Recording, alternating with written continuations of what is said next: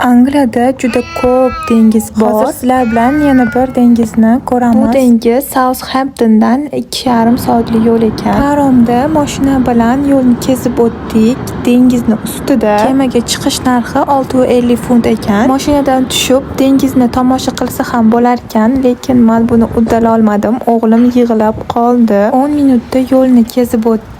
Bugun mashinalar juda ham ko'p, chunki Angliyada kun issiq. Yana 30 minut yurib dengizga ham kelib oldik. Shu diktofonda dengiz tarixini gapirib berar ekan ingliz tilida. Stanland Bay deb atalar ekan bu dengizning nomi. Dengizni tepaligiga chiqib va shunaqa chiroyli joyni ko'rdik.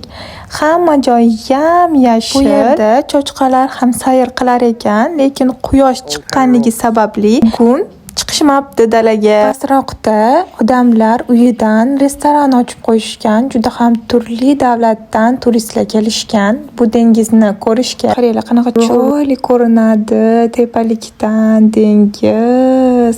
Havosini aytmaysizlarmi? Shunaqa toza havo. Meni ham videoga olib qo'ying. Baribirga ham esdalik bo'lib qoladi, lekin albatta yana shu dengizga qaytib kelamiz yozda nasib bo'lsa. Degan edim turmush o'rtog'imlarga va chiroyli qilib olib qo'ydilar. Keyin esa dengiz o'ziga tushdik, pasrog'iga. Suv sovuqligi sababli men suvga tushmadim. 5-6 bo'lganligi uchun odamlar kamaygan va bu yerda spalar bor ekan. Spalar ham yopiq. Ikkita donasi ochiq edi. Sizlarga bu dengiz yoqdimi? Kommentariyada o'z fikringizni qoldiring va menga obuna bo'lib qo'yinglar, chunki Angliya muhiti mening profilimda bor.